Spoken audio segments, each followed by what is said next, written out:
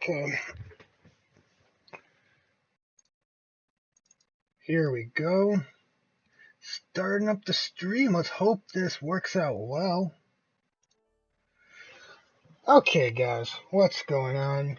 Thanks for tuning in on this Friday. My apologies for yesterday's stream, or lack thereof. You may have seen that I tried, I think, 3 times to get it to work, but I was having like this uh, intermittent crashing with my computer. It's kind of weird. Strangely, my computer is totally happy to work with Unreal, Maya, Photoshop, all these heavy softwares for production. But as soon as I want to do, I don't know, anything using Chrome, man, has issues. Anyhow, let's get the stream started. For anyone who's watching, for the first time, this is sort of a watch me work type deal. So it's not exactly a tutorial, but like I usually say, we usually accomplish what we're setting out to do. And today what we're planning to do is set up spawning to specific locations inside of different levels, right? So if you're familiar with, you have level A and level B, which I have set up ahead of time. We have this level is just called Development Room A. So this will be our level A, and our level B will actually be my a city level. And let's see here. So if I jump in and play, Blueprints has a compile error. Let's just get rid of that right now. So sorry. Like I was saying, this is level A. Level B is a city level that's from Project Grand Vault. And we want to travel to that level, and that isn't too complex. You actually have some built-in tools here, or excuse me, some built-in functions that you can use. This function here, load level, and you input the level name, and you go there. But the challenge is you're always loading at the player start location, which is fine in certain cases, but for Project Grand Vault, our city's kind of a hub environment, and we want to be able to spawn to specific locations depending where we're entering from. So in theory, if you're outside the city, you should spawn at this location. But if you're, let's say, inside a shop and you're exiting the shop to go back to the city, you should be at a different location, not the player start, not the location. The location that would be logical. You should be outside the store in that example. So, anyways, we did have this functionality working in that previous capacity I mentioned, using the player start. You may have seen that earlier in different development videos or development streams. But what I want to set up today is, spawning to a specified location, right? So let's just get into that. On our game instance here, I have made a new event called Load Level. Right here, we just create a black transition for the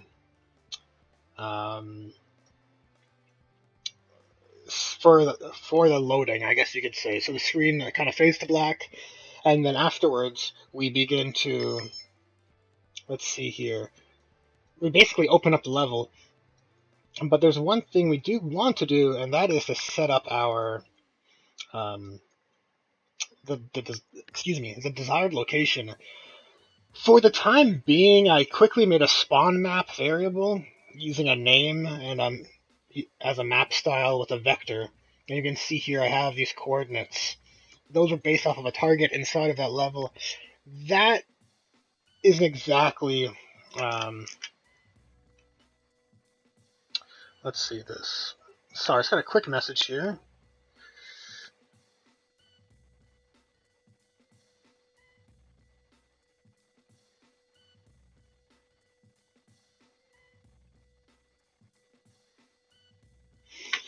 Doesn't sound critical.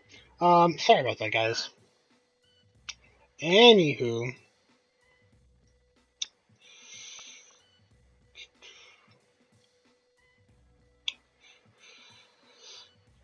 Yeah, so I have this coordinate here for my desired level in the Havenlock downtown, using this prefix here.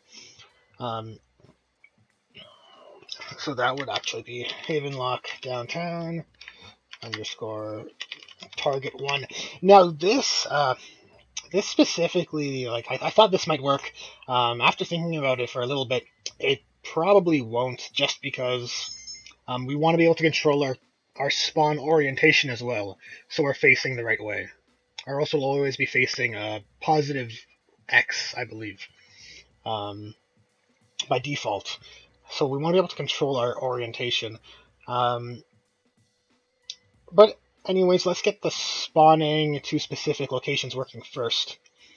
So this is on our game instance, and we have a function called load level, and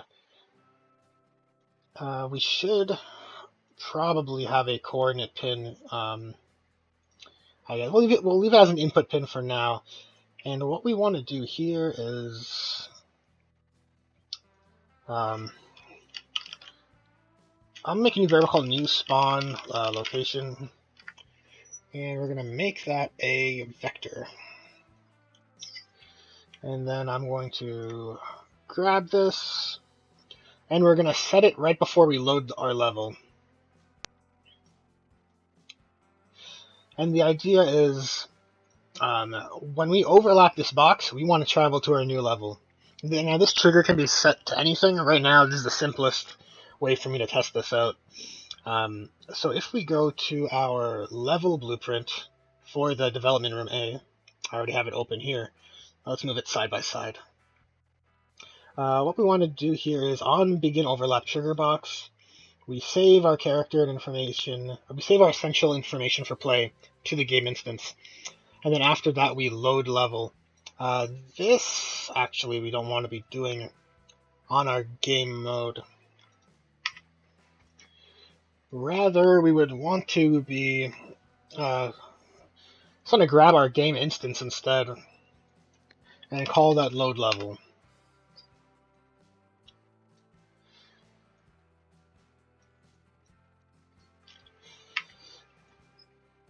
And the level name we want to load is actually, well, all you have to do is find the level you want to load in your maps folder and then grab it.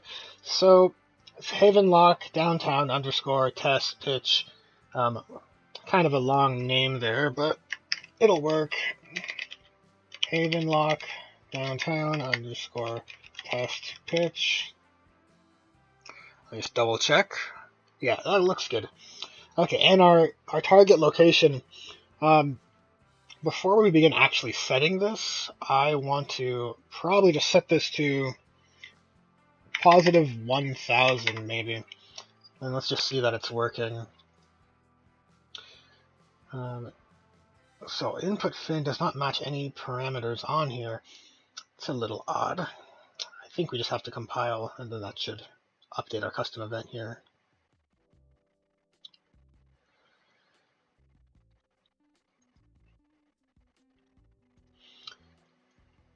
Right on. Okay, so now that that is looking a lot better, I believe all we would have to do is on our main character, set the actor location to the new spawn location. So let's go to our main character blueprint.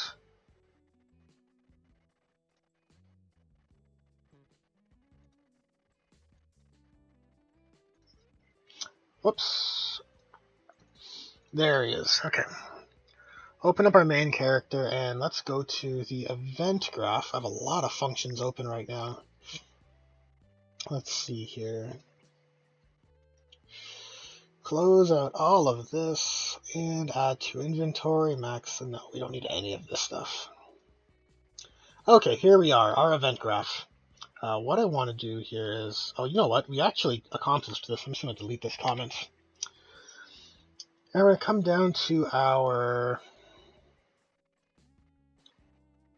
load from game instance. And from here, we probably just want to set actor location.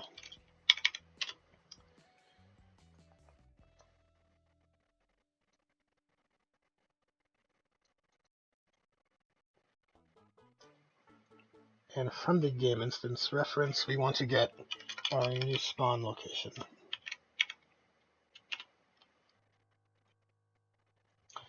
And I believe that should work just fine, I think. Hey Zio Kazama, how's it going? Thanks for tuning into the stream. Sorry I missed the comments.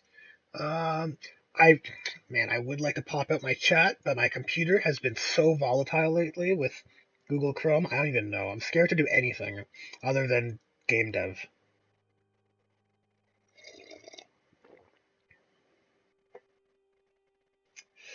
Oh, so you're saying I need help trying to make a HUD look like Destiny, but your switcher widget is not working.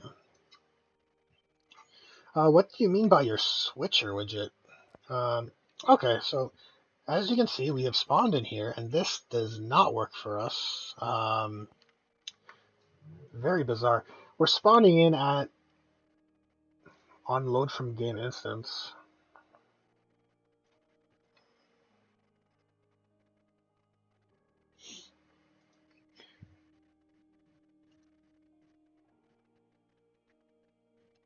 I suppose we could use an if. I suppose we could use an if statement. Or sorry, a branch.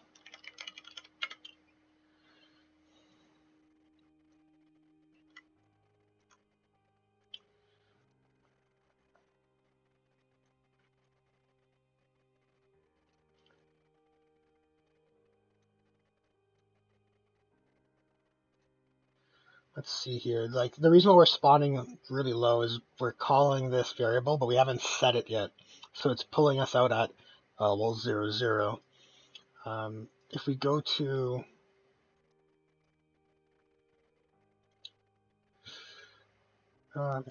our game mode, or sorry, not our game mode. If we go to begin play,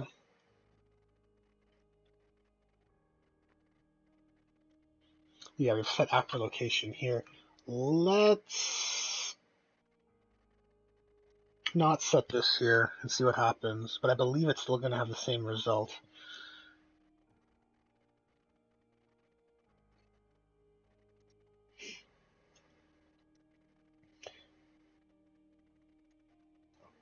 Just looking at the comments here. Yeah, Zio Kazama. If you, yeah, if you can explain what's going on, I'd like to try and help, but I'm not exactly familiar with what the HUD in Destiny looks like. Do you mean like with regards to crosshairs, or it's been so long since I played Destiny 1.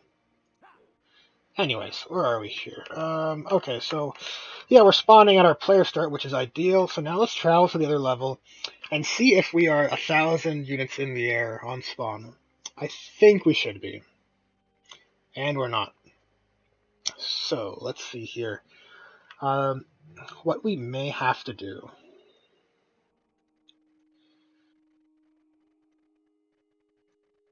On overlap trigger box, we set the load level input here, and then on our game instance, when we run that, we are setting our new spawn location.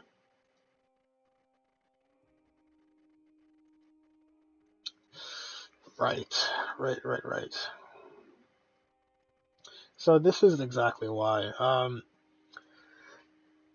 Trying to think of a way how we want to build this. We could. A branch would be the simplest right now.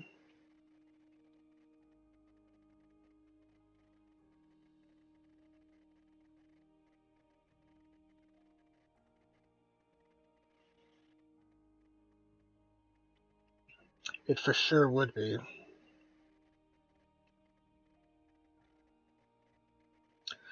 And then I'm just trying to think about, because we could set up a branch on our game instance that says, are we loading a level?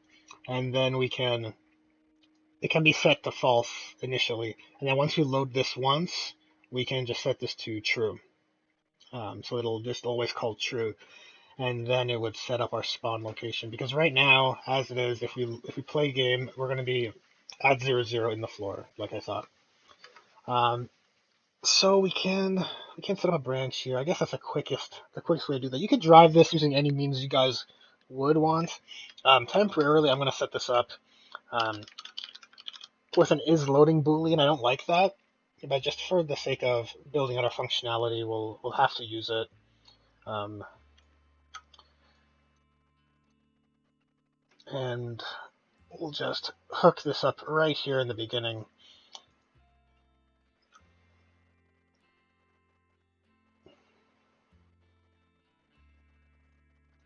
Um, yeah, you may have noticed I've turned off our character select menu.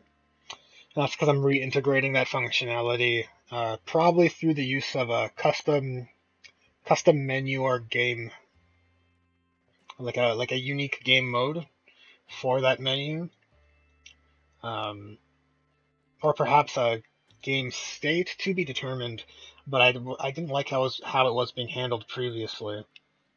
Um, in any case, we set is loading false here. By default, it is false, which is what we want. And then on our game instance here, we can say is loading, and we'll do that check. And basically, only if it's true, we want to adjust that location for our character.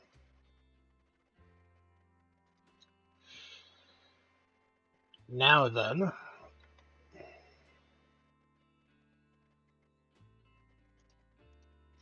oh, no worries, Zio Kazama. I believe Julio is monitoring the Twitter account, so he'll get that over to me, and then maybe we can try to answer that today, depending on the complexity. Okay, so where are we here? Yeah, let's test this out.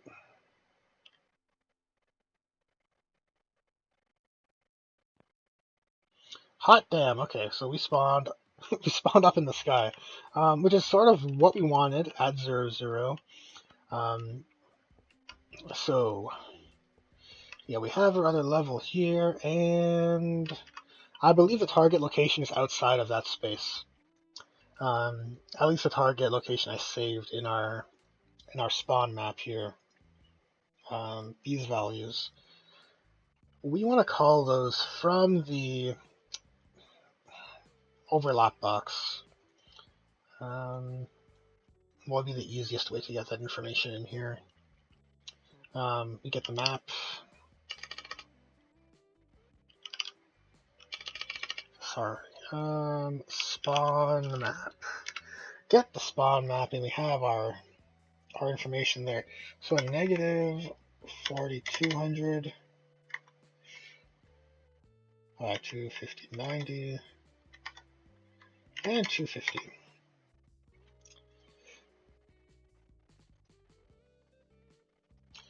So now this should load us to our level in our desired location. We want to be able to control our orientation as well. So let's see.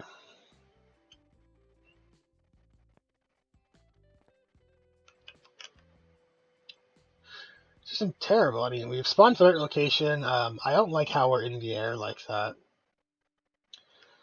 But it is pretty much working. In terms of our character orientation, now I do have some code that we can sort of leverage.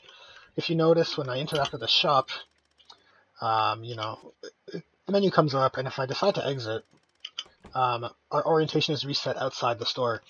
So that's sort of the logic I want to implement so that we can control our orientation as well as our location on spawn.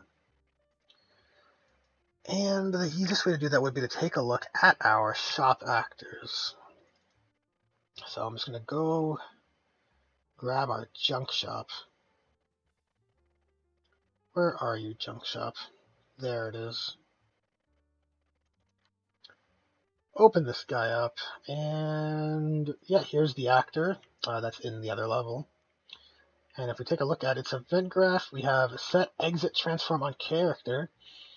Um, Sort of simply, we're just getting the world transform of the exit location component and applying that to the character's transform.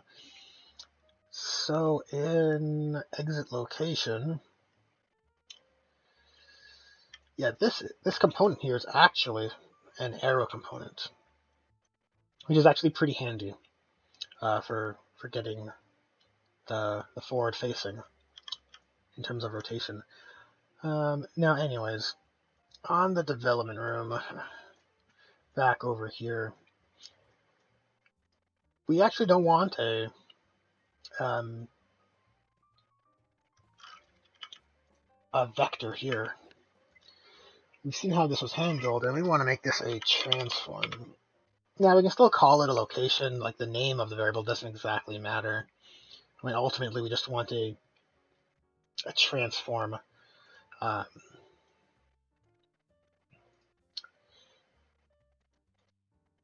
and then if we look inside of this variable, we have location and rotation and scale. Yeah, scale will always be set to 1. We don't want to make our characters huge. It's not exactly a giant man type scenario. So we're going to hook up this new transform variable just like before. And what we're going to have to do here is, you know what, we can make use of this still. The spawn map, I thought it wouldn't work, but because I thought we would need location and rotation, but the transform handles everything. So what we'd have to do is just remove this from view, and what I want to do here is change this from a vector type to a transform type. And I think we can compile. I don't think the map variable type will provide any errors.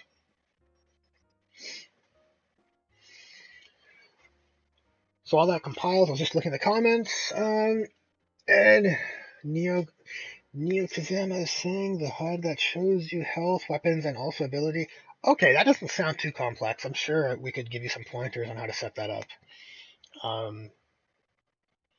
Sounds pretty simple. How would we do that? Basically, I'll show you on a widget here. Let me go to our HUD widget. So this is our widget for our HUD. You can see it show up during play. It has, so unlike in Destiny or in a shooter, you're dealing with ammo counts, right? What our HUD is mostly progress bars, although we do have an element here that shows our money count, right?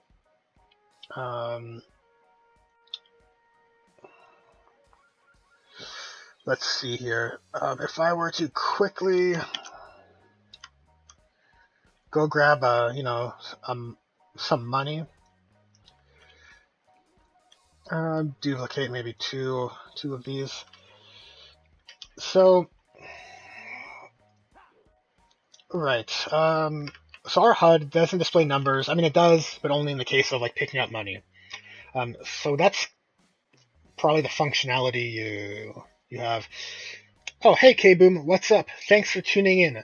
Do we use the level streaming? We do, or we will, and we have in the past, but it depends on the level type. We're planning to use level streaming on some of our more action-oriented levels, sort of like our underground ruins, where the environments are kind of larger, and we only to generate the spaces that we are in. But for our hub and city environments, we don't exactly. We're not planning to use level streaming on those. The open level functionality is much more ideal, especially if we're dealing with spaces. Like for instance, if you're going inside of a store, but the inside of the store is not like we're cheating a bit. There's not exactly like to the exact same scale. Like it might actually be bigger on the inside, if you know what I mean. In that case, we don't want to use level streaming for that kind of situation.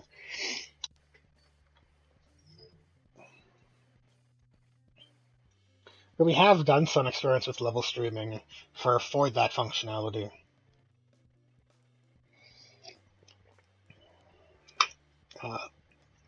Okay, let's see here. So we have our new spawn location and our input pin. We're going to change this to a transform. And I'm just going to hook this up real quick. Okay, so just to answer Neo Kazama's question, I mean, we can maybe if I can't answer your question here in enough detail, because I do want to continue focusing on the level spawning or level traveling. But real quick, basically, if I were to, make this visible,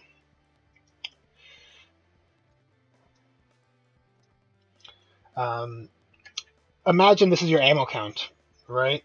What we have set up for this element is it's basically a text readout that's visible as a variable, so that we can access it in our event graph. And what we have done with the money, excuse me, is it's hooked up via an event dispatcher. So from our character, you create a reference to your character, and from there you call an event dispatcher on your character every time you want to. Let's say every time you fire, you call that event because you want to decrease your ammo counter by 1, let's say. And then because this HUD is listening to for that event dispatcher, like we have a bound event, so that whenever the event is fired on our player character, we actually pick up the money and change its readout. It's actually pretty simple. This is not necessary. This is what's toggling the animation for how our money appears. Like, it only is on screen when you pick it up, right? But for your ammo counter, you probably want it on screen always, I would guess. But you would very simply use like a bound event, right? Almost like our HP, where you have you have an element, and here we're setting the percent. What you would do is set the text, and then it would like increase or decrease as per the value that's incoming from the event dispatcher. I hope that answers your question. If not, I guess we'll connect on Twitter, and then I can get the full details of what you're talking about, and then we can like maybe do an evening stream or something. We'll work something out. Okay, so anywho, here's a question: can we grab an arrow actor, or is arrow only limited for a component? I guess so. Let's go to basic.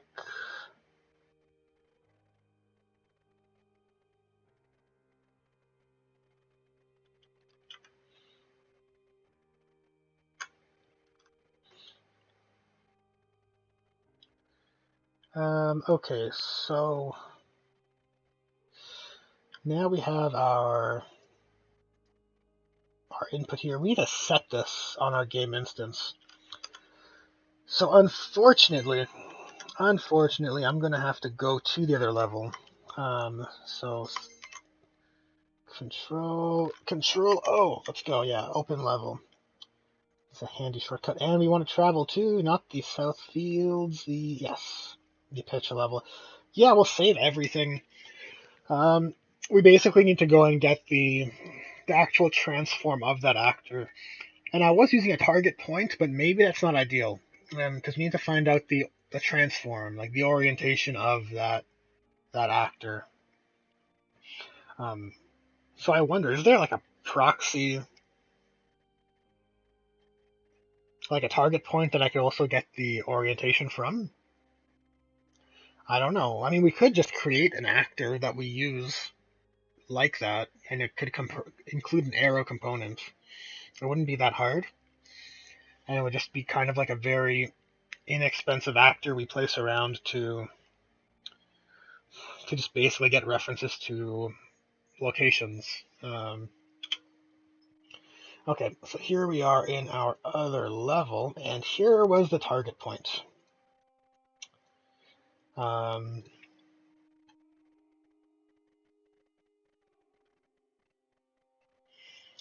So we can see the orientation, and if we like the odd thing is if we're rotating it, we have no idea which way we're facing, to be honest.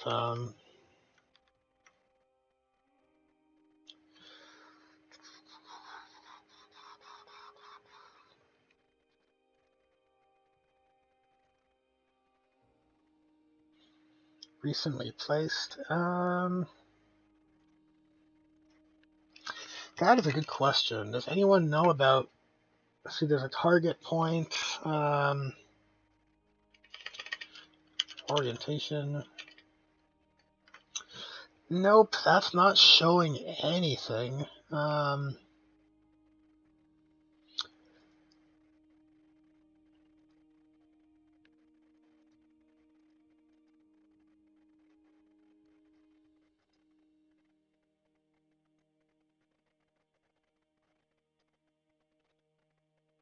Hmm.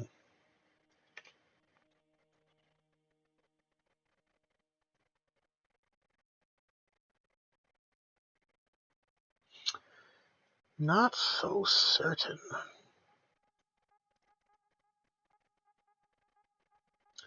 On our game instance here, if we go to our spawn map,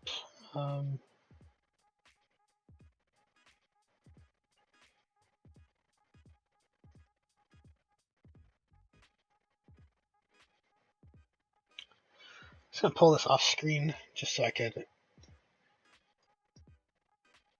well, I'll try and do it on screen. Try and optimize our visibility here.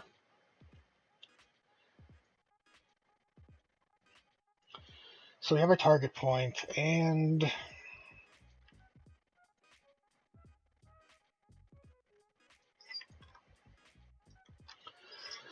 it actually kind of is simple. All I would have to do is enter this in like so.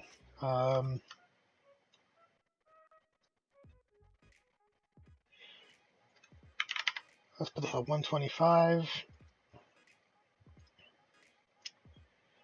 2590, and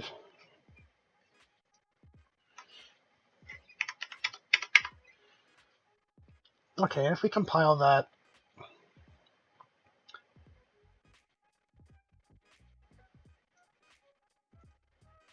it's saved, correct?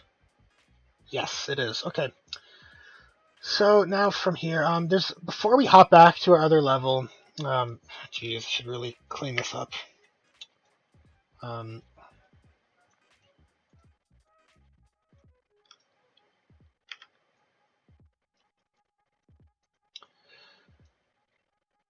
So the player start is back here. It's different enough from our target point, so we know if it's working. What I want to double check is in the game mode blueprint, event begin play, create references, and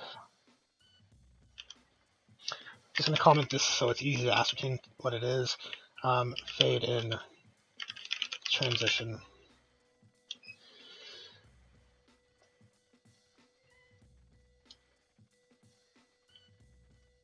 And what I want to check here is the level blueprint and see if there are any instructions.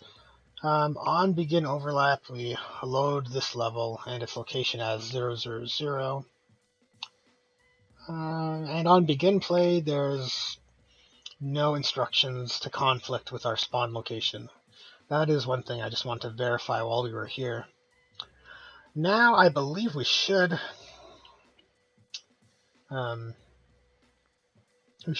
we should just be able to travel to and from this level to that location. We just have to set up the transform right here. So we would find and make use of our map to grab this. And I wish we could, almost like an array, can we get from a map? Or if I type this in every time? Keys, length, remove, values. Values does give us an array. And then from here, I guess we could get Kind of weird, though.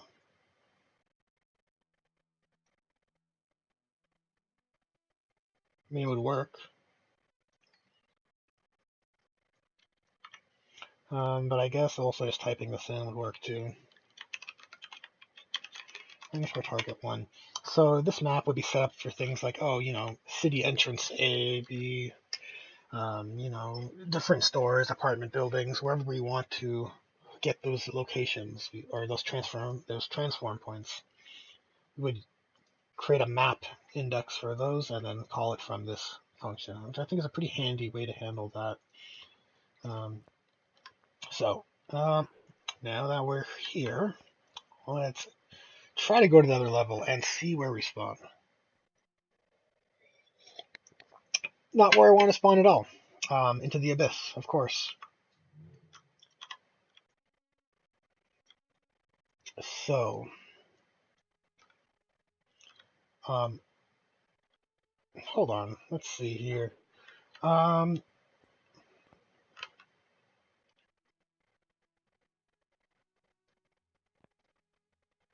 yeah, yeah, that's not right. That ain't right at all. Oh yes, I forgot a critical part of the formula. Um, this guy, set actor location, is being called at 0. We want to set actor transform because that's what we're feeding it now.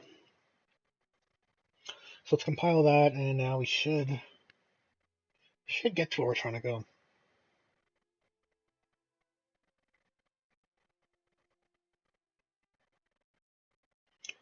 Again, I don't love this is loading boolean.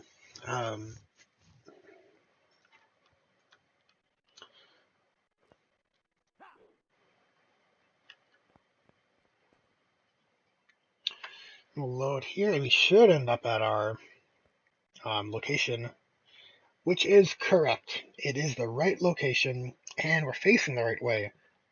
But you can probably tell that. Sorry, my finger's really itchy. Anyways, yeah, our camera is still facing the world forward, which ideally you want to spawn in the direction, like with the camera orientation in line, right? Why would you want to? Um,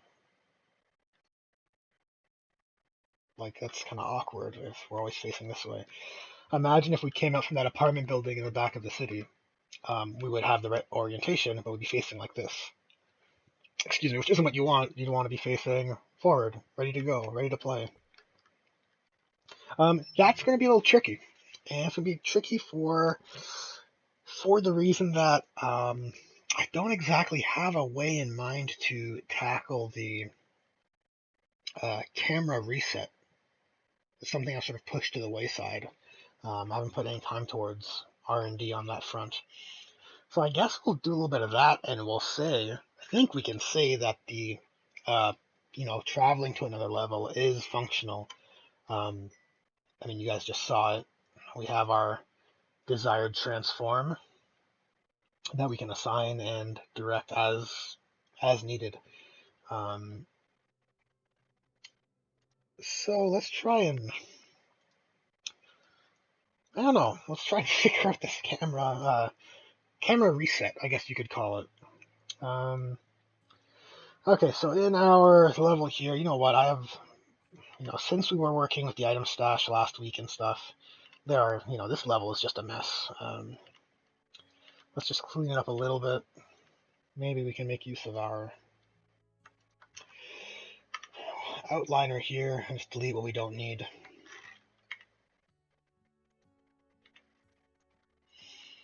Okay, so save that, and our level transitions are working, which makes me pretty happy. So I don't think we're going to need our game mode, because traveling to other levels is handled from the game instance. It's no longer a game mode related task. I mean, it was at one point, but because the game mode is kind of reset when you travel to a new level, it's not really ideal.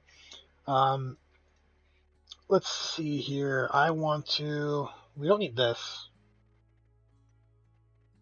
I don't think so. We probably just want to work inside of the main character. So we can close that function. And in terms of our development room blueprint, I don't think we need that open either. We want to be working in here. Right, so we had some very, you know, some kind of like rough stuff here where we have like lock-on indexes and camera lock-on that we were working with.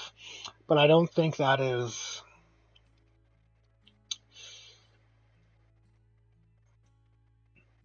I mean, maybe. Because now that I think about it, the camera lock-on functionality that we were playing around with, well, what is it doing? It's orienting your camera to focus on a specific object in the world, which is kind of what we're trying to do, in the sense that we want to adjust the camera's position, or in terms of like where it is situated in relation to our character. So let's just take a walk through what was happening here. We had input action lock on, then we had a actor class remove lock on via a blueprint interface and a looping timer. That's a pretty handy way to handle it, though. That's cool. Set control rotation. That might be what we want. Set controller rotation. Interesting. And we have a new rotation derived from our... So we're setting a new control rotation based off of a character.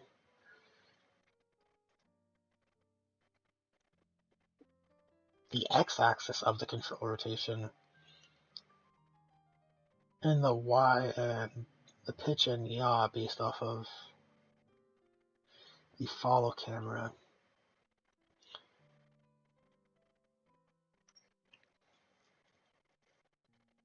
Which is a little tricky.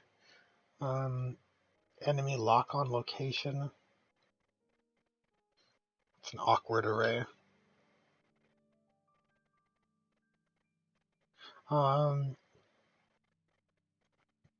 Right. So change lock-on index. How do we want to handle this?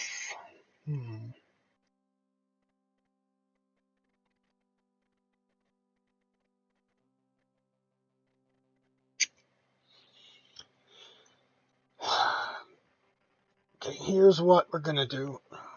We are going to grab this stuff. And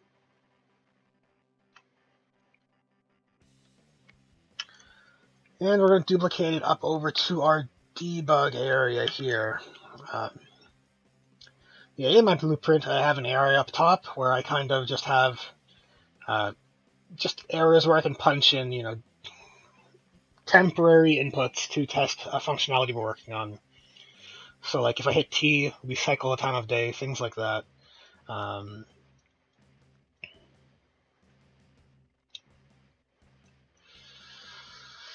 Okay, so let's grab a key. I guess the L key would be pretty cool. Oh, geez. What a long list. If only it knew. Can I type in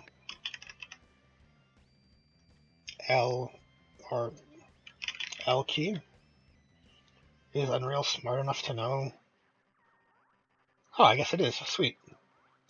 Okay. So when we hit the L key, we want to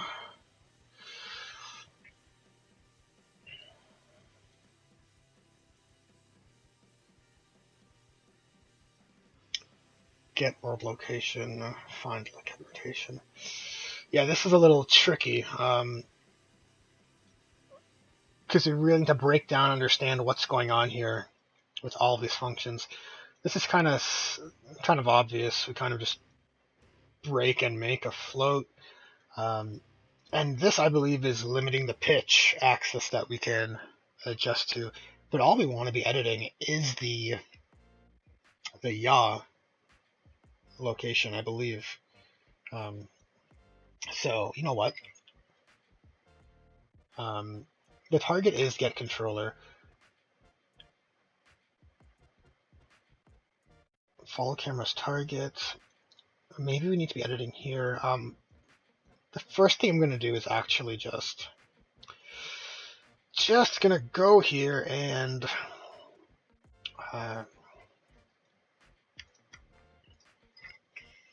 see how we can put this at 90.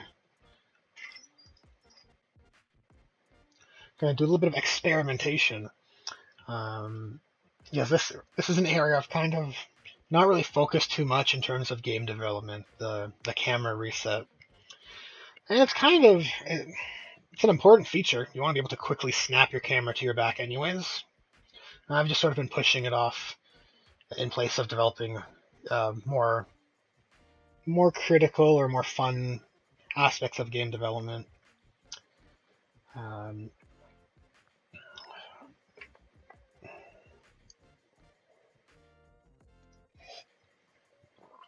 Okay, so this apparently needs a target, even though it's not hooked up to anything.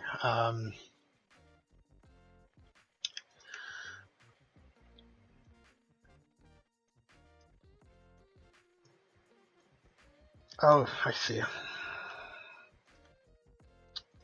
Yeah, let's just compile that.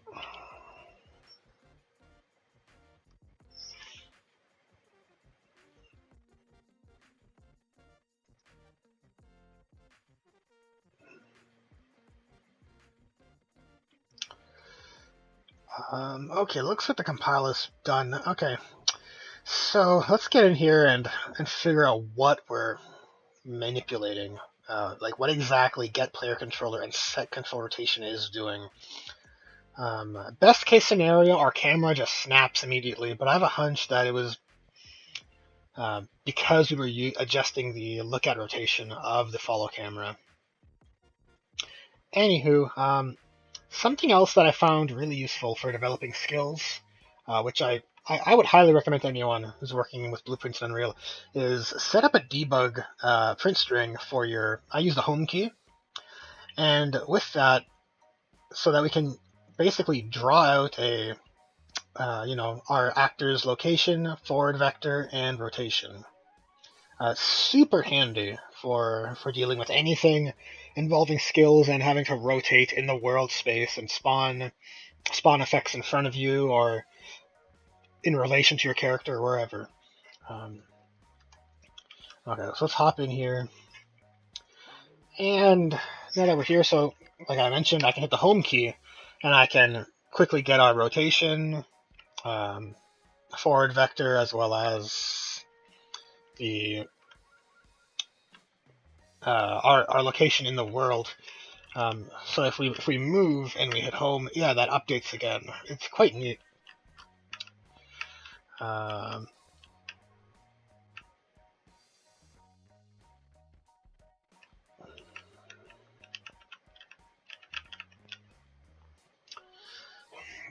Maybe that should be set up on a timer so that we can kind of like loop it on and off.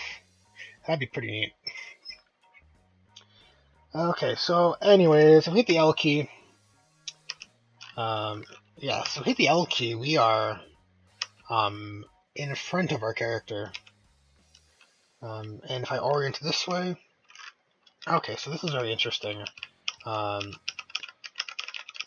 Control rotation seems to be a direct way to influence this. This is awesome. This is like ideally the best. This is ideally what I wanted to deal with. Everything gets kind of zeroed. This is pitch, I believe, right? So pitch and yaw gets it to where we want, and roll. Well, we don't want to mess with the camera's roll at all, unless you're trying to do some weird effect. Okay, this is super cool. we just have to keep in mind which direction axis that we're trying to adjust this control location. But like basically, we don't have to edit any of this stuff. In fact, I think this can all be left at 0. Let's compile and verify that.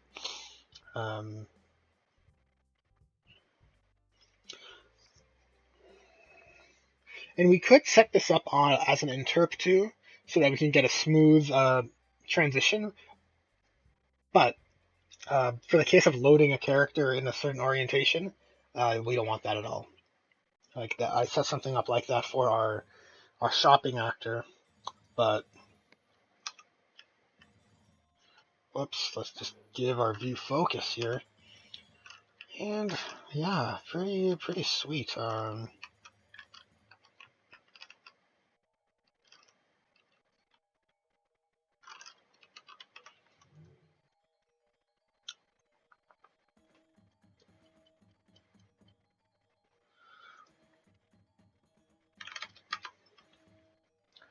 I'm gonna verify this because it very well could be the case where this is not doing what I believe it is.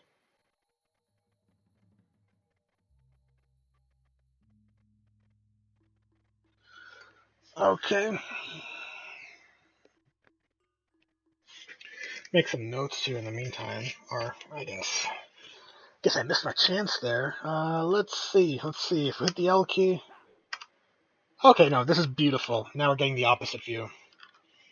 This is kind of exactly what we want. So now I just want to kind of configure, sort of come up with a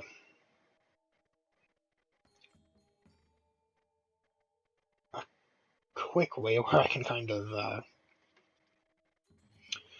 make use of this orientation.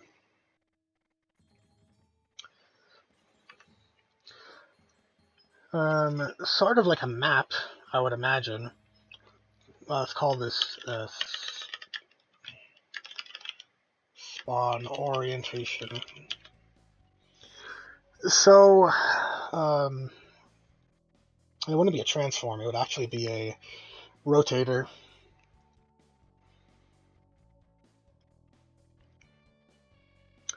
Let's compile the game instance, and what we want to do, kind of simply, we can get rid of this comment box, and this debug, and just Control X and Control V this onto our function here, load from game instance, and yeah, basically we want to adjust our transform and then adjust our rotation.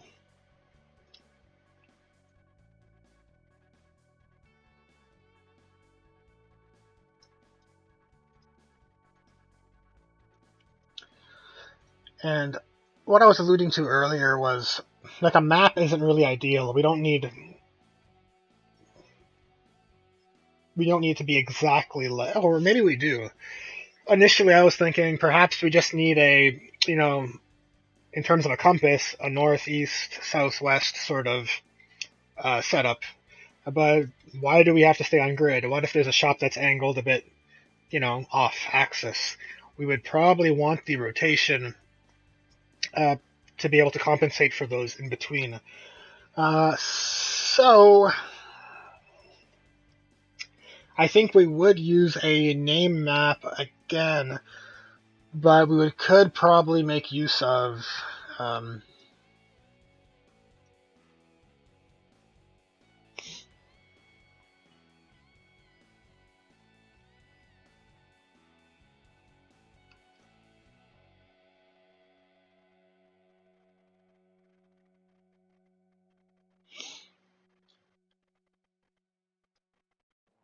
let's see here.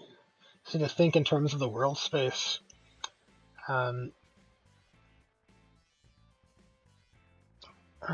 Well, similar to this, we would need another rotator.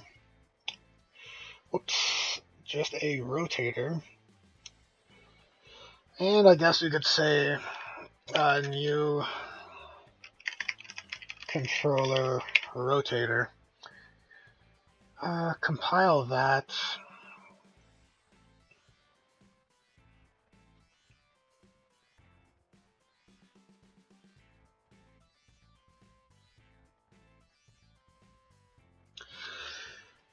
And we compile, alright.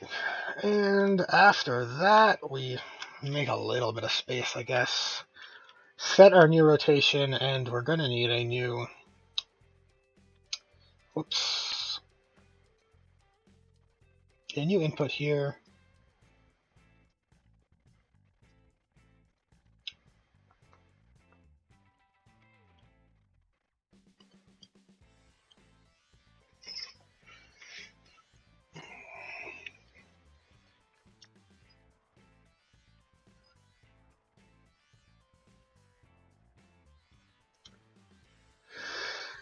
Okay.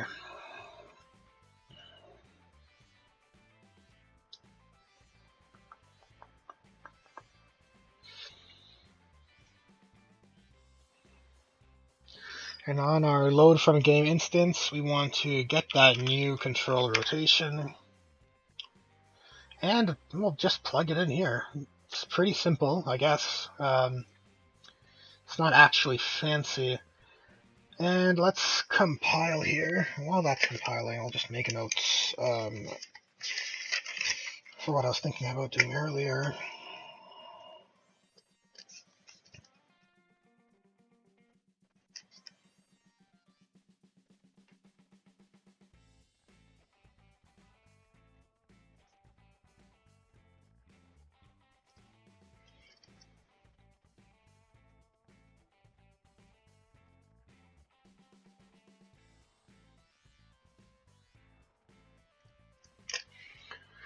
Oh no!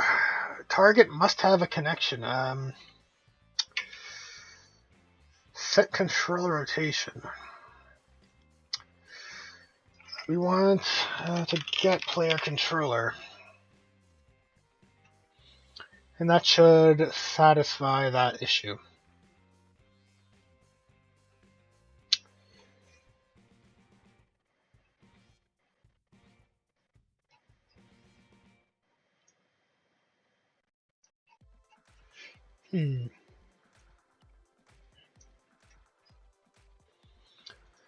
Okay, now lastly, here's our overlap trigger box for transferring or to traveling for different levels.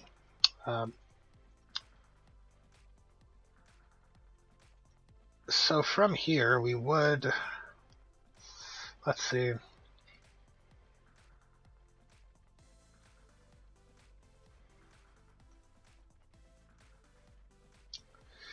Let's open up our level blueprint.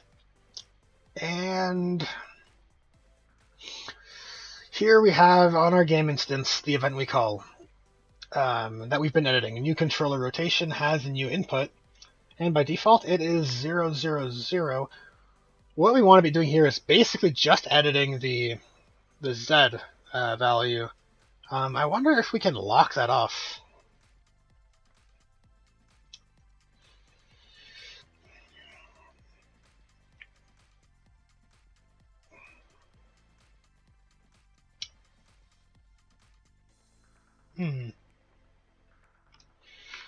Pass this parameter by reference. Yeah, we're just going to leave that as is.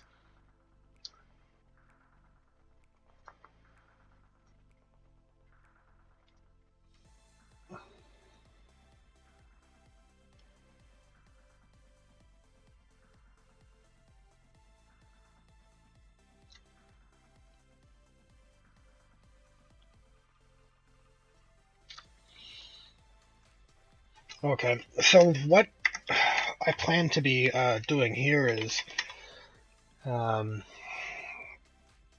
little bit of experimentation. We're going to load up this level with different variables set up into this level blueprint and basically see which way that orients us and use that to set up our index over here. Right? Like right now the spawn index is well, it has one element of nothing. So, I mean, as you can imagine, that's not ideal. We have our control.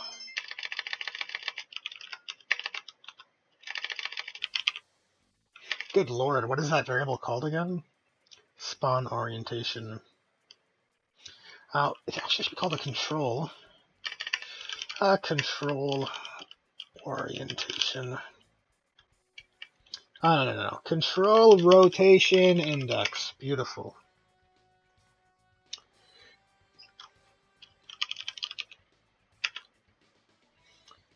Compile here first.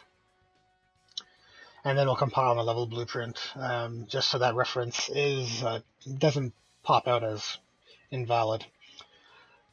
So, let's hop to it.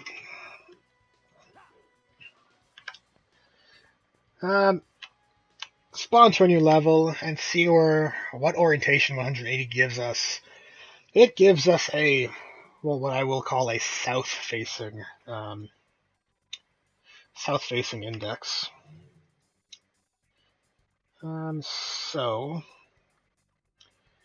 in the game instance here, let's create a new variable called index called south. South, not south. Definitely south. Going to be 180. And as you can imagine, we'll do the same for all of these. North should then be, well, that'd be 0, to be honest. East, I believe it would be 90. Let's take a look. Let's take a look and see.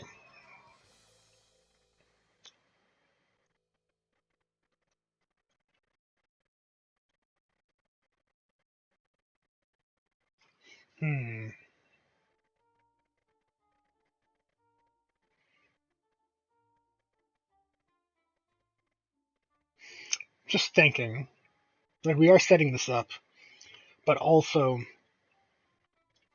I just thinking about how we're handling this. Maybe it's better, instead of having a transform, like a new spawn, we have a transform dealing with a new spawn location, right? And in here we have, different locations in our level where you could probably want to spawn your character. And then we also have a rotation at each of those locations have. Why don't we just use this location? You follow what I'm saying? Like, wouldn't it be better to, like, because it's always going to be the same, couldn't we just break the transform and plug that rotation in there so that we don't need to have two variables just for control rotation? Like, that makes way more sense if it works. Let's see.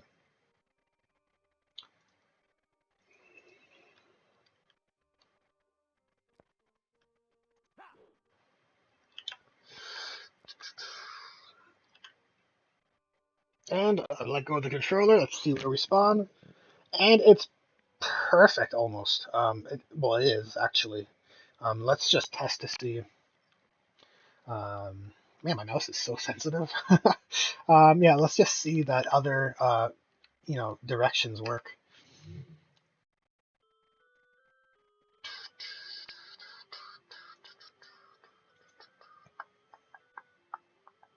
Let's just make up some. So I won't delete these just yet in case we need them. But let's just make a new index called test2 and test3. So what we want to do here is probably.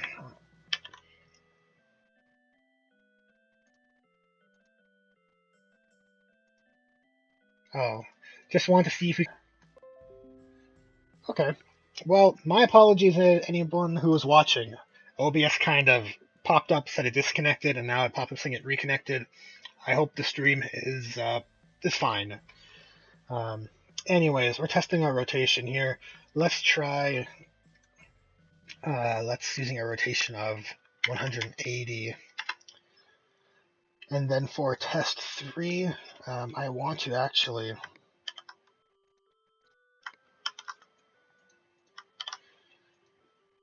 let's just use this rotation. Thanks for letting me know, Sean. Man, so, a little scared, as you may or may not know.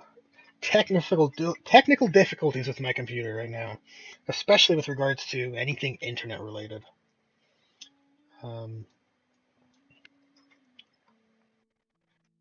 So location, yeah, that can be 125 still. What? Okay, Unreal, do your autosave. What I want to test with this last one here is let's try something off axis. Maybe something like 270 or no. Let's try with like S230. I want to believe that the math will just work, but just for whoops, didn't mean to play. Just for the sake of making sure, let's just make this set up for test to add a number here. So find position test 2, and it will grab the transform and rotation. Okay, let's hop in here.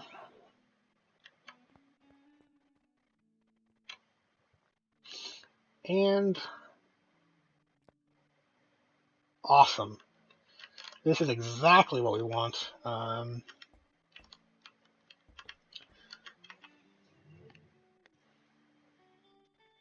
And let's try test 3, our off axis. Because sometimes we might have shops or levels or entrances, exits. Well, I guess entrances, where we would want to spawn where, things aren't exactly awesome. This is so good. So good. Okay. Yeah, this is perfect. We can delete our excessive variables, this overcomplicating things. Let's just pass this through, make Unreal happy, delete this first, and delete these two. On our main character, we can also delete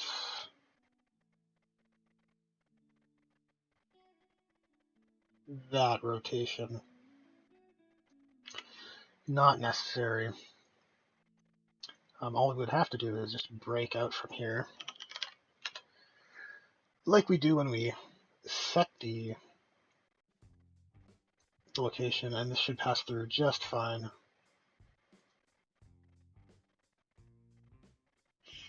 I wonder if I should save the game instance first. Okay.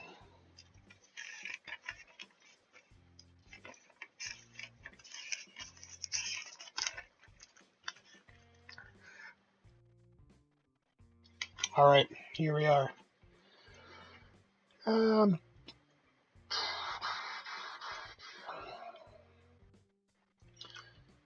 Try to make this a little bit neat.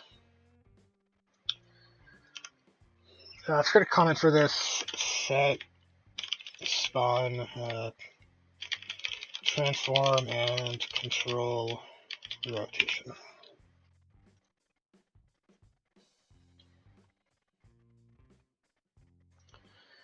And over here, let's compile our game instance. So we've definitely set up the ability to transform, or we've set up the ability to travel to different levels and transform. Well, not transform, but adjust our character's transform and control rotation,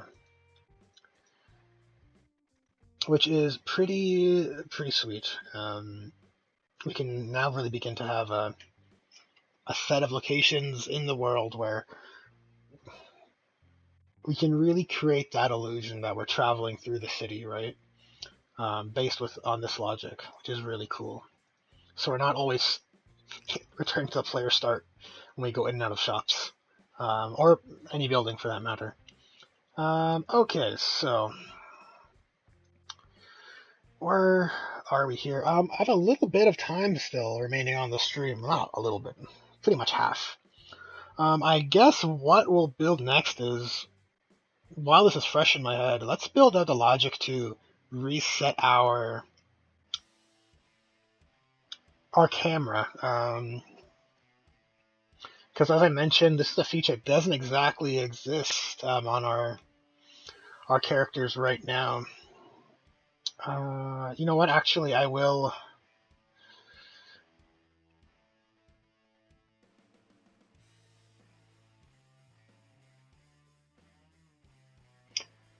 Let's build it as a function. We can always break it out if we need to. And let's call it reset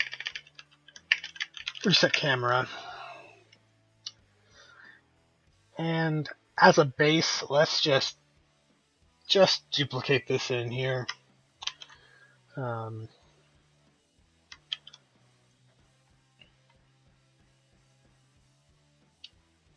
we don't want to reset our transform, just to control rotation. And we probably want to make this a rotator. And I believe we only want to be working with the yaw, because that is the, I guess the z-axis. Well, it is the z-axis. If we go to our viewport of our character and I just click on the capsule, or click on anything. Sorry, let's try the mesh. Yeah, you can see the z-axis on the rotate widget is the yaw, which is where we want to reset everything. So with that in mind, I guess just for the sake of testing it, let's grab that L key again.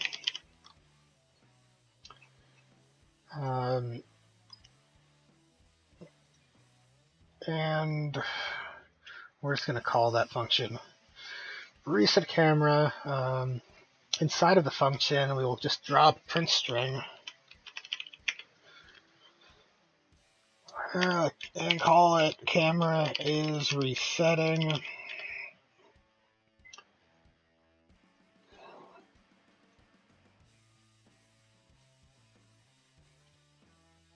And what we're going to need is, I want to check that old junk area over here. Kind of a little bit of a dirty area of the blueprint.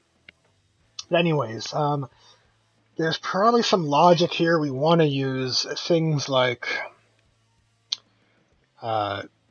interpret, rinterp2, possibly. We'll work on the smooth transition of the location after. We just want to make sure we can always snap to behind the character. I'm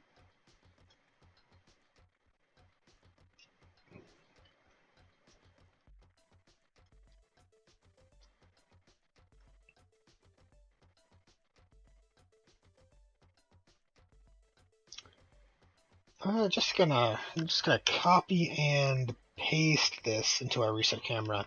I'm not exactly certain if we'll need any or all of it, but this is a similar type of logic. And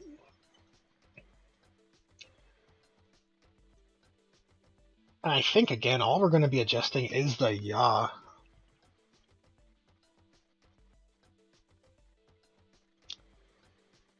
And I also think we're going to be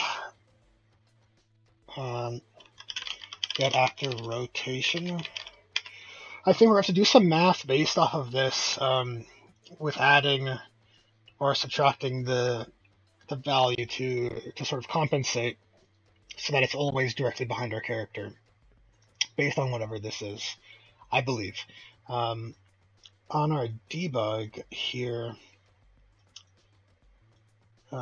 get after rotation, so we can see and orient which way we are, our character is rotated. I'm just going to compile this, and then we're going to basically go into the game. The L key right now will probably just reset everything to world neutral, like by default. And try to get an idea on what kind of math we want to implement on our actor rotation so that it always is giving us that output. Let's see here. Okay, so hop in here, the L key, assuming that we always wanted to face forward, the L key would work as is right now. But as soon as we are, facing right, we want that L key to snap us over here. So anyways, let's make use of this home key.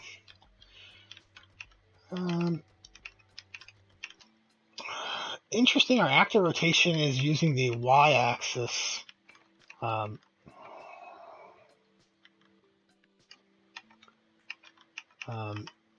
Just to reset everything so we get back to world center. And the home key, oh, hold on. The home key we did is 0, so facing forward 0 would be...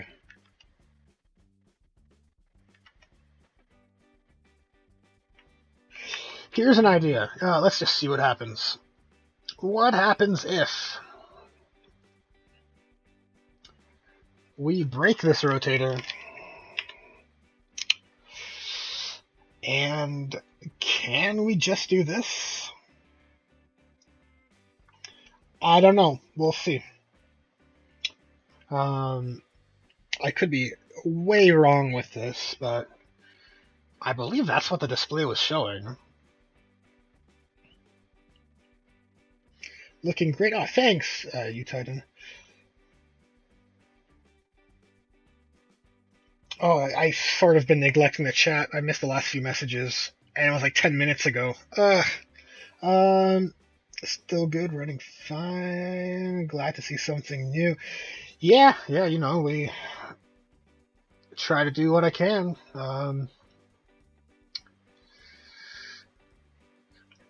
Some tasks take me a bit longer than others, depending on the complexity. Okay, so let's apply focus here. The L key does reset, and if we... Okay, so actor rotator now is reading out as, in a sense, 90. But once we come through here, and hit the L key, we're not getting any adjustments, or we are, but strangely.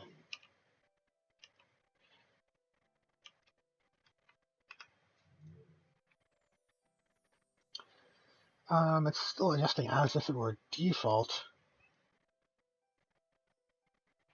Could we just do this? If it's this simple, my gosh, I don't even know.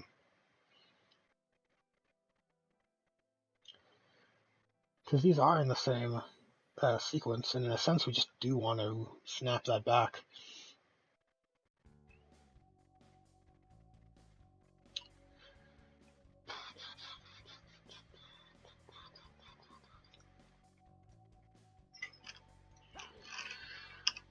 So, if we're facing backwards, oh geez, it is that simple. I don't feel smart at all. Right? You just wanna reset your camera.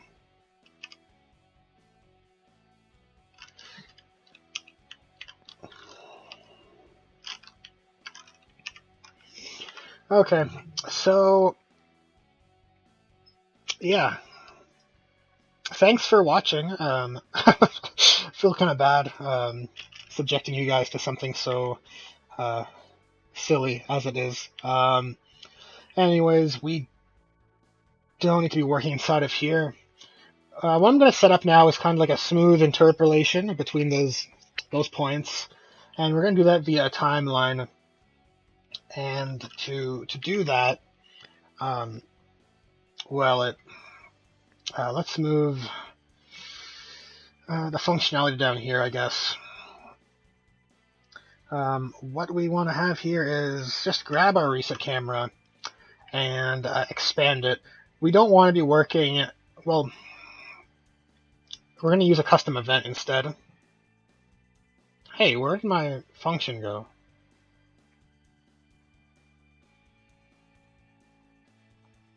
Did I hit delete instead of expand?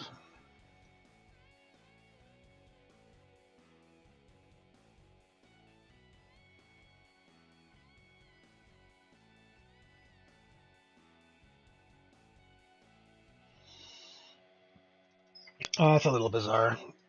In any case, let's just copy and paste this back out here.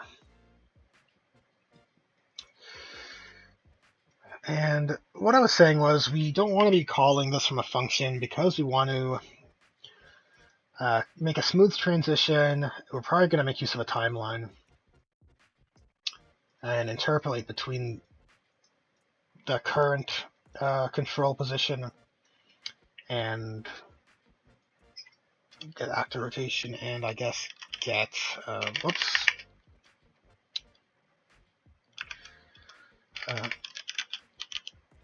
get control rotation. We're going to interpolate between these 2 points. Probably use a lerp rotator. And sort of rig it up like this. Nothing overly complex, but you can't use a timeline inside of a function, which is why we have to break it out. And it's not that big of a deal because if like normally the player is the only thing that's going to be calling this function or this event, but if there's a situation where we force it, we can always call the custom event because it's whether it's a function or not, it doesn't really affect that feature. So let's make a timeline. Right click, add timeline, and we'll call this camera reset. Actually, I'm gonna call it camera reset timeline because I probably want to call the event camera reset.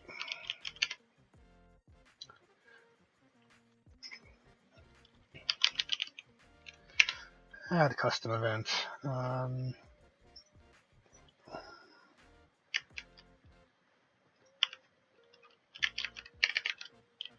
Camera reset.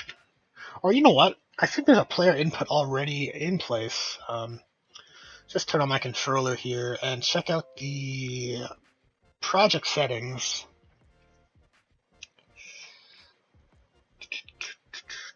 Go to inputs, check out the action mappings, and yeah, we do have a camera reset function, which is right now set to the gamepad right thumbstick button. That should be fine. So, camera reset action events, input action events, perfect. Yes, delete this.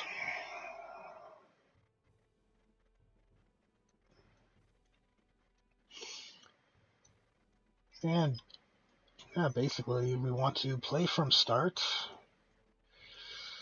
And what we want to be doing is updating this. And we could use this, we could set up a restriction before and after using the finished pins to disable the player controller from affecting the control rotation, sort of preventing the player input based on when we're trying to spin it around. But before we set up a restriction, let's make sure that it's working. Do we want a float track? I think we don't. Wait, we do. Let's just call this a, yeah, this is the driver. We want 2 floats, 2 keys, a length of, I kind of want this to be kind of snappy. I'm going to put 0.33, and we can adjust it if it looks bad. And the value is just going to be a 0 to 1 value, or sorry, 0 to point, not 33 seconds, 0.33. Let's use these to make it in view. And basically it's a 0 to 1 value because we're lerping an alpha. So if we compile, oh Jesus, didn't want to compile. Okay. The timeline is for, to answer your question, Julio, the camera reset, as per the name of the timeline. We need a timeline because you want a smooth update of those, of those values. And we don't need an event tick or anything like that, so the timeline is definitely a bit more optimal. And basically, this should, use the shortest path. That makes sense, and that should be all we need. Unfortunately, I have to compile again. And maybe we'll just put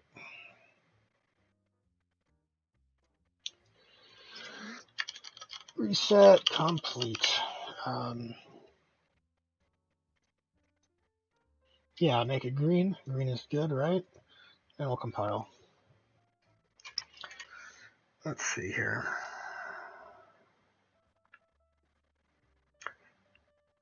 Okay.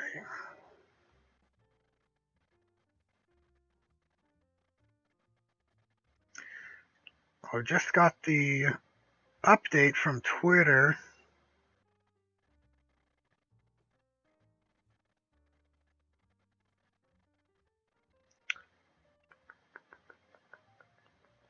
Interesting. I'm just gonna download the pictures and take a look at them. Let's see here.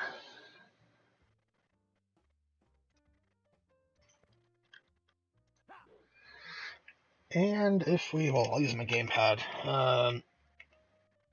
So if we face this way. Oh, awesome. For some reason, I thought this would be very difficult to set up. Well, that's weird, right? Like, isn't that weird to you guys, or is it okay?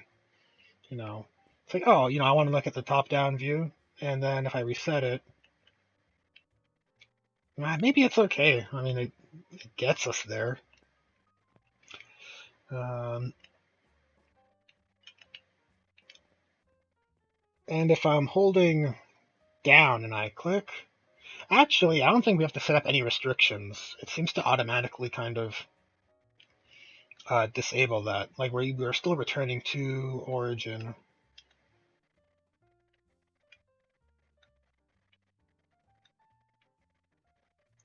Quite adequate.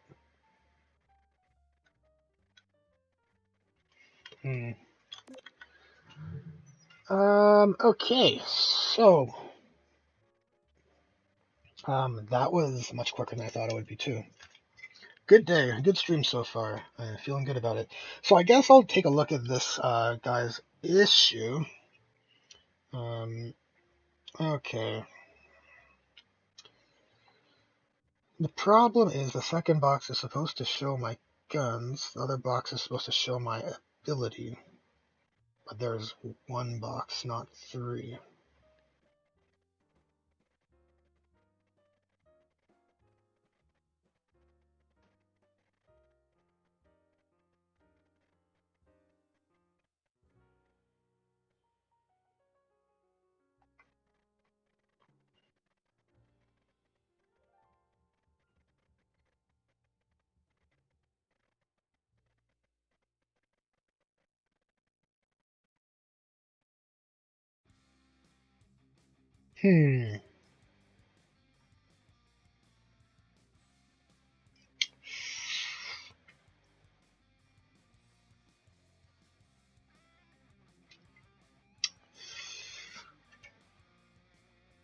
So we got a tweet on our, well, sounds silly. We got a tweet tweeted to us from someone in chat with an issue with their HUD.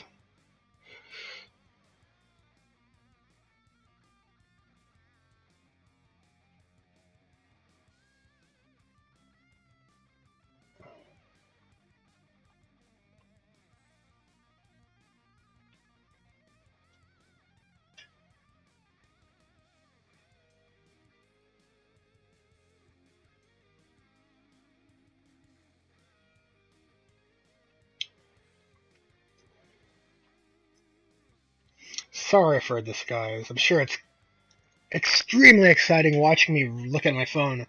Anyways, so I'm still having a little bit of difficulty understanding the issue on this tweet. Um, Essentially, there's a problem with showing 3 boxes for ability.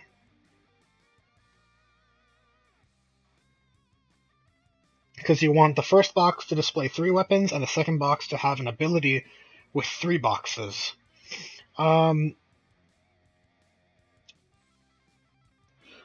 It might, unless I'm not understanding your question. If we take a look at our, if you go to the HUD, you have, let me just make this a bit bigger. You have a whole bunch of, ways to contain other objects, right? Let's just put this here. So for example, if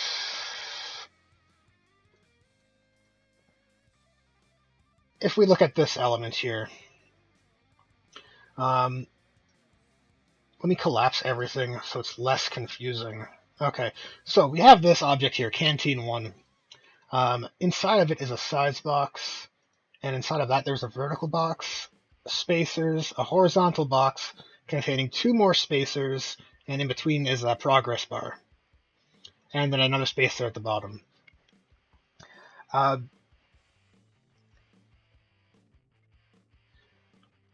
So what I would need to see to be certain of the issue is what are you using in your hierarchy to contain those widgets. Alternatively, if you need it to be a bit more dynamic, you could, for example, we have if we create a border object here in our HUD, we could, you could create another widget for your weapons and insert those inside of, you can put widgets in widgets is what I'm trying to say. This is something we've implemented on our skill menu. So, I mean, I guess the best example would be to go there instead of making it more confusing like I am now. So if I hop in here, go to the pause menu, and go to skills, so each of these skill nodes are widgets, right? You could do a setup like that for your weapons and abilities so that you can kind of get a bit more flexibility out inside of your widget. If that's the issue you're having, I'm still having a little bit of trouble understanding the problem and the nature of it. Whoops. Oh, geez. Sorry. Those gamepad shoulder buttons. So if I break this down, our skill menu here. So we have a whole bunch of widgets, as you can see. Kind of interesting, right? We have our main skill menu, right? This is what we load, right? But then depending on which character's in play, we actually populate a specific skill tree, right? So for instance, for Maya's is laid out like this, Vance's is laid out like this. But all skills show and populate the same data. So we basically dropped in widgets inside of this widget. So it's like 3 widgets deep. And this is like the most bottom widget, I guess, which is simply like a skill icon, a percentage, some text, the level of the skill, right? Not too crazy or complex, but you can insert widgets into your widget to get a bit more flexibility. And to do that, it's really simple. Just inside of your, I'm not going to do it here because Unreal's going to want me to check it out. But for instance, on our HUD, you have a section called user created at the bottom of your palette, and basically that's where all your widgets are. So you can pull them in, right? Right, like we have a widget isn't too bad. Because the mouse speed, sorry about that, guys. Looks like OBS kind of conked in a little bit, but it looks like the stream is maintained. Anyhow, yeah, we have our reset, like so, but we're not trying to make it a cinematic feature. We just kind of want it to be like functional and not, you know, not in the way. Because I believe, just for instance, if we're running here, we kind of have this issue, to be honest. If we're going like this, our directional input immediately switches based on our camera's, a forward, based on our actor rotation. So if our actor rotation, is we're moving backwards, and if our control rotation switches, we still want to be able to move unhindered, or what's the word for that? I think there's a danger in doing it too slow, because I think it will affect players' playability.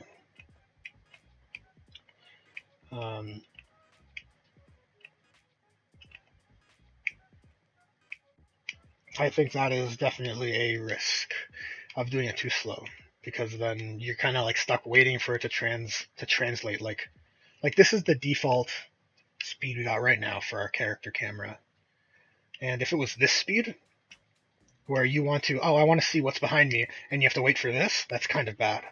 But at the same time, we do want to have a transition, because we kind of want it to be like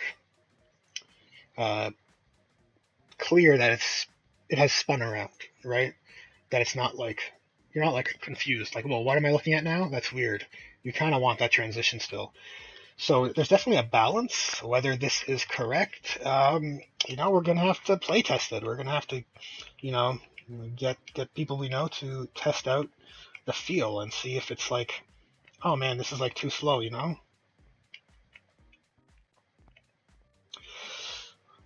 Yeah, that's a little weird, actually. So, actually, I'm noticing there is some limitations to it already. If we're moving left,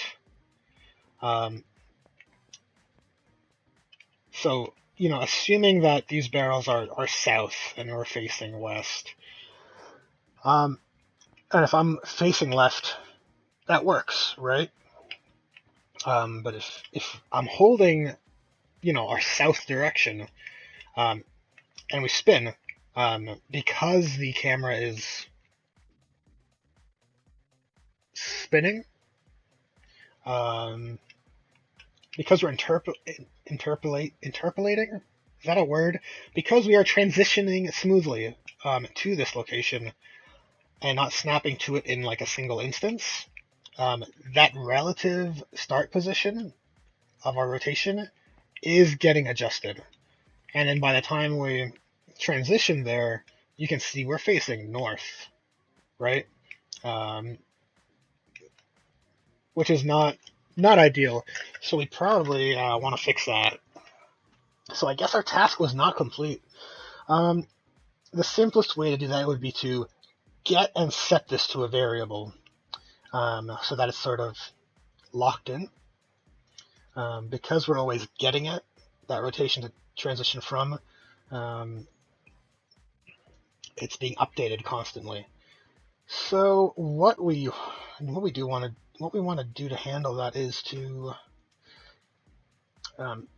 if it was a vector, or if it was a function, I would create a local variable.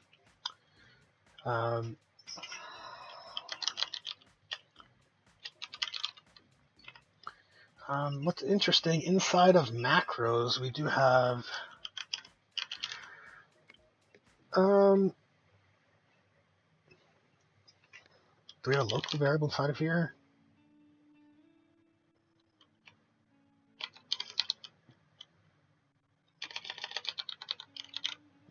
Yeah, we do have the ability to assign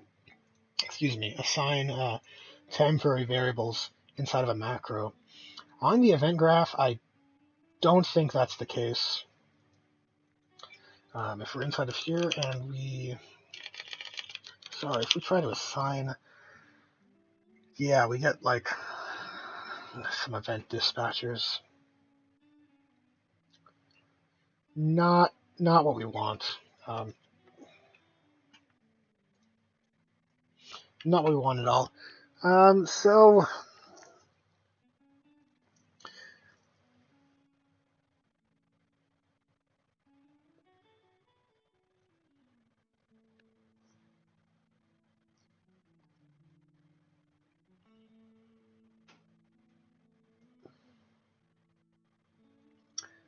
I mean, what we could do is collapse this to a.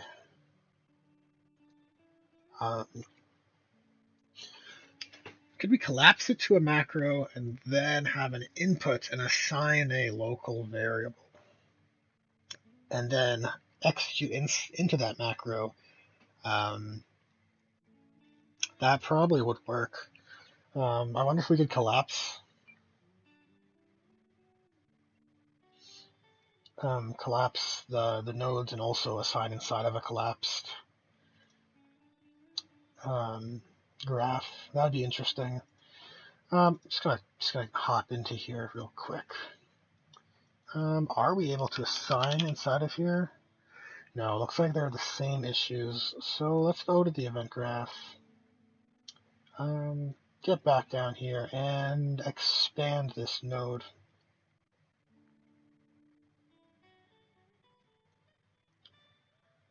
Do we have any rotation?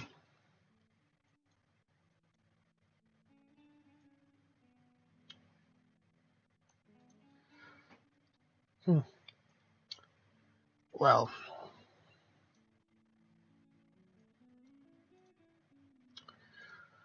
I'm going to collapse this to a macro.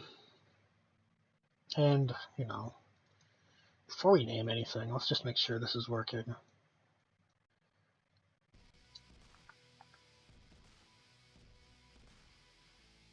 No, the macro won't work either.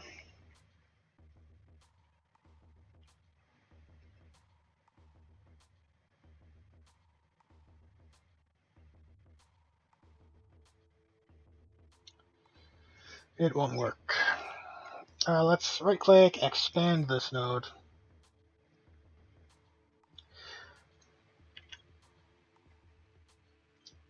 And, well, I guess the simplest solution would be just to make another variable of the rotator type.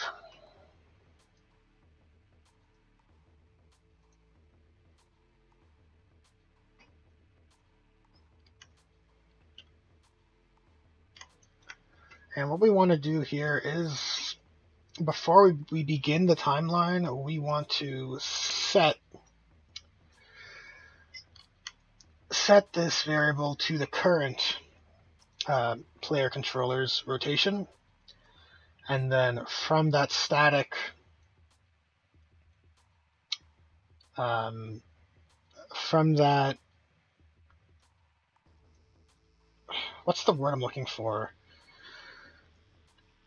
Because what was happening before is that this is always getting the character rotation, which is why when we were moving, it was constantly adjusting the lerp positions.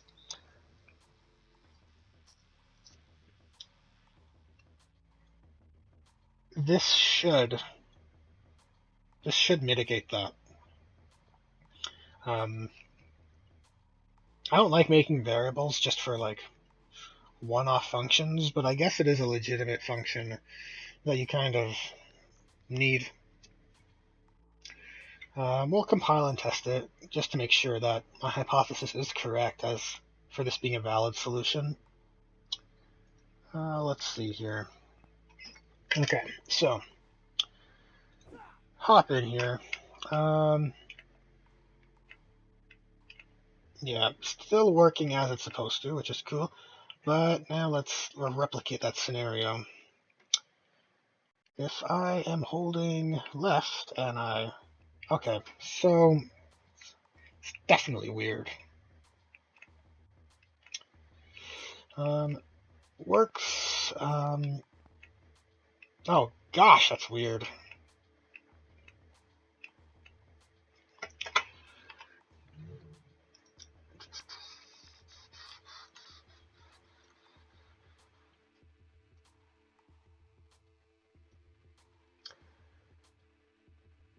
I mean, I suppose the solution would be to stop movement and then enable movement, similar to maybe like Resident Evil or something. Resident Evil 4 comes to mind. Um, but maybe I have to like jump into another game and test some things out.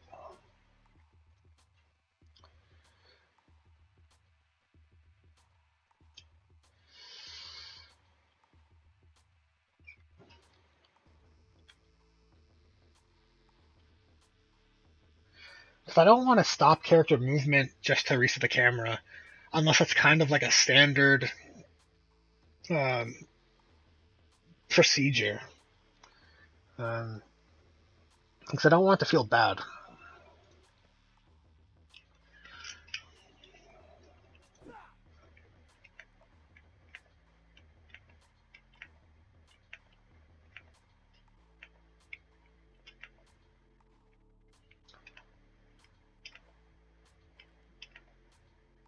I mean, it works nice, but yeah, that's weird. Super weird.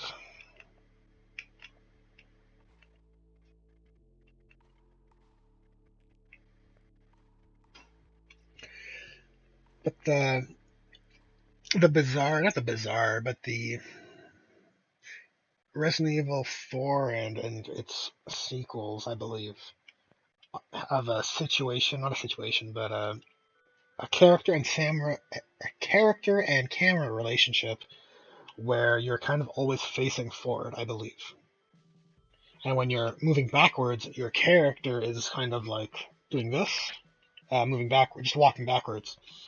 And because of that, when you hit, the camera reset, like in their case, it's a camera sort of swap. What they do is, I believe, if I can remember, and I've played the game so much, but what I believe Resident Evil 4 is doing is it executes an animation while this is happening. So you kind of lock in. That's why your position is locked, because you're executing like this. It's much more of like a event or function than what we have here. I think I might have to jump into maybe take a look at Fantasy Star or something, or maybe Monster Hunter and see how. Because I'm willing to bet you're able to run in any direction, whether it's towards your camera or sideways, and update your camera to sort of uh, in a way where the camera updates behind you, but doesn't affect your gameplay. And that's critical. That's a more challenging aspect. So, not exactly sure how we're going to tackle that. Um, this workaround here may not be adequate.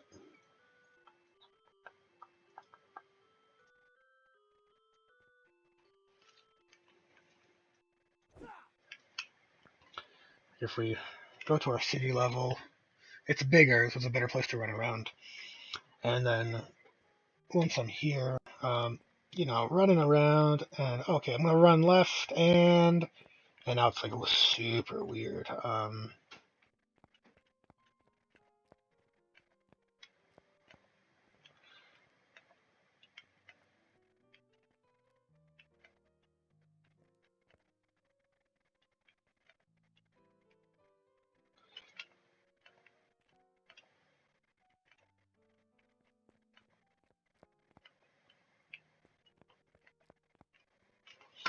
Hmm, what's going on? What's going on with this? Find the shortest path. We know the LARP works. I